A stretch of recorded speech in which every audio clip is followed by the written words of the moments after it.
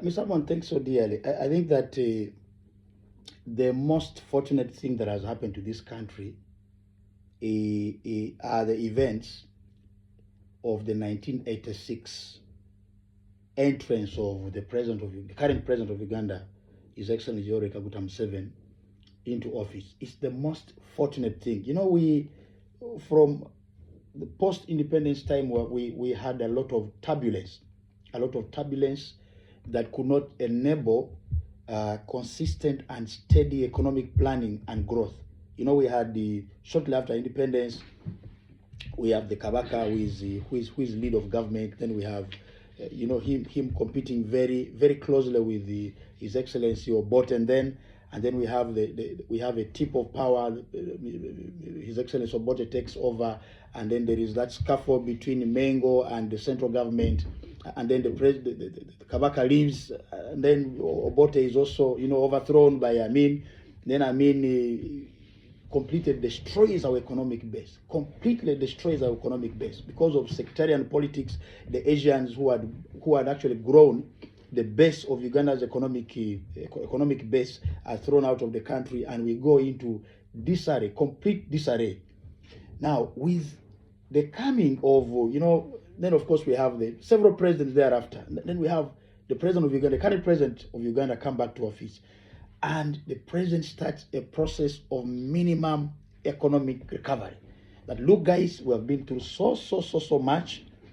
We are beginning from nearly zero in terms of utilities, in terms of the energy infrastructure, transport infrastructure, in terms of household income, health sector. Everything was completely crumbled. So we begin this minimum economic recovery program, which the president worked over time up till the last 6 years of his term that you are referring to, the 2021 presidential elections promise.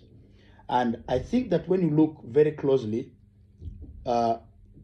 this government delivered on its promise. Yes, there may be areas that still had challenges, but when you look at the most fundamental of the 2021 elections, presidential promise of peace and stability, I think we would attest that this is a gain that the president and the government have been able to protect. Harmony, peace and stability, it doesn't just happen. It doesn't happen. You really have to work towards it.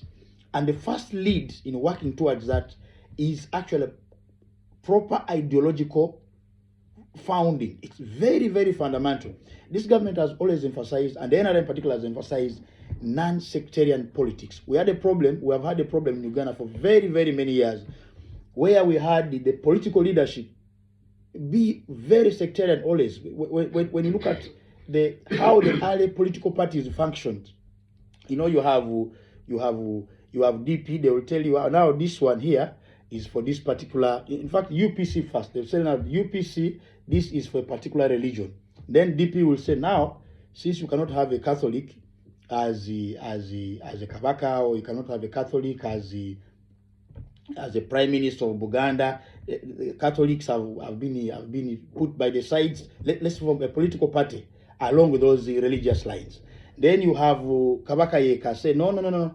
These DP people, they are very nationalistic in their approach, and they are ignoring the question of Uganda.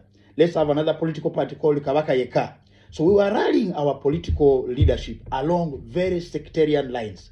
And this sectarian politics is what destroyed the early post-independence Uganda.